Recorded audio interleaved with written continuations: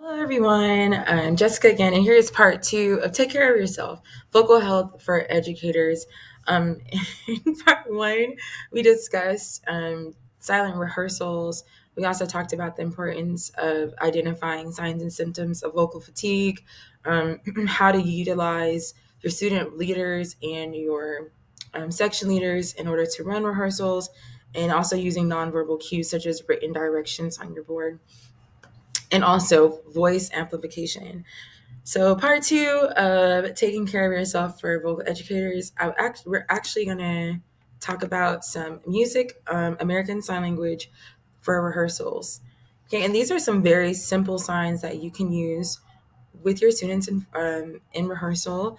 They're easy to learn and easy to teach as well. So, I just chose some common sayings that we typically see in the classroom. So, ready. So it's the R sign. Sign for the letter R. Two hands. Ready. Ready. Now. Now. Now. I'm gonna move this over here to this side. Okay.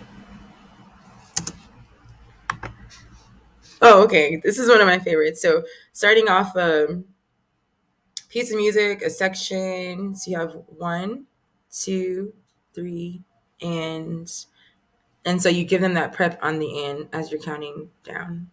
So let's see. Next we have. Oh. Okay, so we have good, good, good, and awesome, awesome. Because you always got to encourage them, right? Our favorites.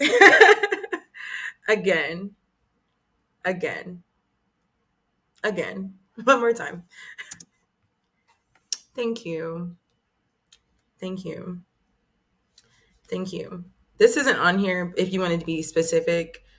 Thank you, students.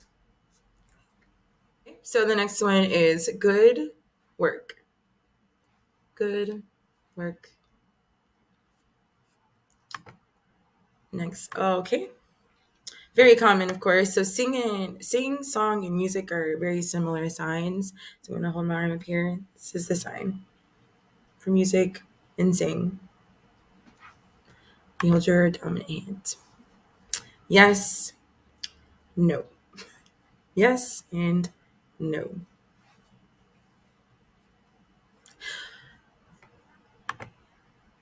Mm. So we counted, we rehearsed. This is all together. Okay, all together, all together now. All right, bring this down here. So last two.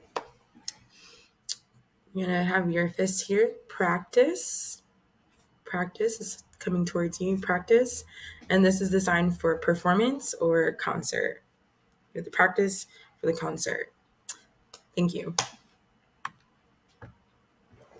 So those are just a few signs you can use for ASL, and you can teach your students as well, especially when you don't want to use your voice that day.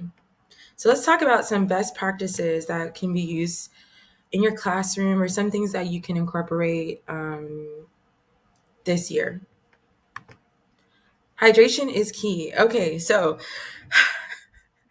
make sure you have a. I know this may seem very, very simple, but we're talking about like vocal health and vocal fatigue. Hydration throughout the day, throughout your teaching, throughout the singing, and even afterwards on the way home, making sure you have a bottle of water and making sure we keep our instrument hydrated. I think we tell our students that, but also as teachers, we got to remember this. Vocal rest days, even when you're not feeling sick or when you're feeling well, it's okay to have vocal rest days just to preserve your voice. And it also will give you and your class an opportunity to practice nonverbal cues and music signs, written direction. So it gives you an opportunity to practice, put those in practice as well. Mental health is a priority. There are, I had an opportunity to sit down with Dr. Shantae Pittman, and she and I had a great opportunity to talk about how to avoid teacher burnout. She talks about not only just overall educator burnout, but mental health, ways to set boundaries as an educator, um, rehearsal practices that she uses that's beneficial for her. And so right now, I would like to show you guys this video of me, Dr. Shantae Pittman, and I, and just we're sitting here talking about teacher burnout. And so here you go. Hi, Dr. Pittman. Talk to me about how teachers can avoid burnout. Avoiding burnout for me means making sure that you're making time for you, making sure that you're making time for mental health. So getting therapy, hanging out with your friends, your social time outside of work because you are more than just your job, time for family. Also, outside of teaching music, remember that you are still a musician. So I highly recommend that if there are community ensembles around you, that you're participating, whether or not that's a community ensemble, a church school ensemble, something of that nature, something that you can have a creative outlet to basically a stress reliever. It's an extra stress reliever. I recently got back in the gym, yay me. So that's also a stress reliever. On the days that people make me mad, I have a nice kickboxing class that I like to do. But also learning how to say no, not only in my professional life, but also my personal life. And setting boundaries. I tell colleagues all the time, I don't answer school emails after I leave the building for the day, and I don't answer them on the weekends. I might look at it, sure, but am I going to respond? Absolutely not. So know how to say no, and understand that no is its own sentence. N-O period. That is a full sentence. Yes. And that you don't have to explain why you're not able to do something.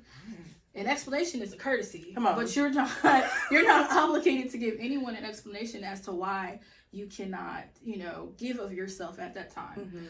Because you shouldn't be pouring out of your cup. You should only be giving out what's overflow. Because, you got to be filled up. You have to be filled up. And like I said, you should only be giving out your overflow. Because if not, then you're going to be pouring and taking away from yourself, and you can't do that. So yeah, I think that's pretty much it.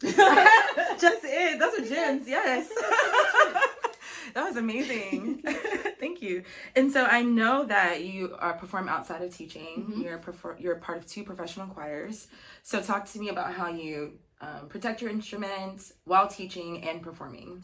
The Britney Spears mic. I've had some type of amplification mic ever since I was in Newton County.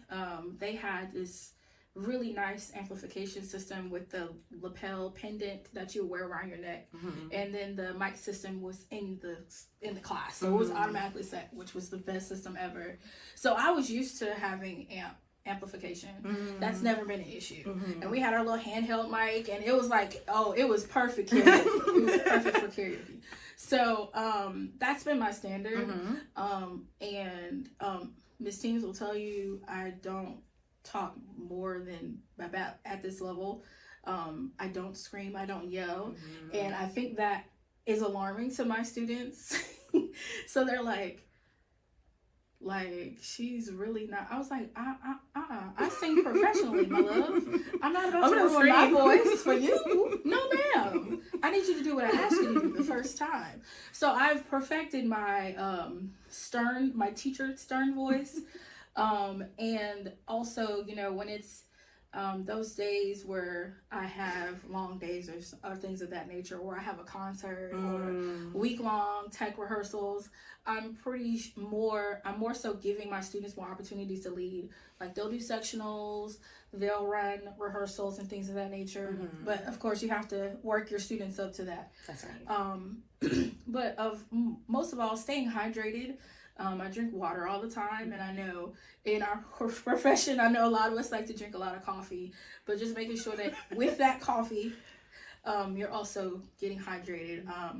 Throat coat tea works wonders because some days I wake up and I'm like, oh my gosh. And I have an 8 o'clock class, and my friends in Gwinnett have 7 o'clock classes. Praise, bless. It's me. I was like, I'm 7:10. still like, my brain's still shut off. Singing at 7:10. But like, yeah. And of course, my top group is the first thing in the morning, so I have to be prepared to sing up in the stratosphere with my soprano ones and sing down to a low D2 with my alto 2. So you just gotta be able to do all those things and adequately warming up, and making sure that you're warmed even prior to their being warmed. So yeah, that's actually great. I think we forget that we just go in cold all the time, and over time our voices change. Yeah, especially as we get older and we're teaching longer and speaking longer. That's great. Absolutely. Awesome. Okay, I'm gonna pause. All right, guys. Thank you so much for watching. Take care of yourself. Vocal health for educators and teachers. Thank you for viewing these resources, and I hope they were very helpful for each and every one of you.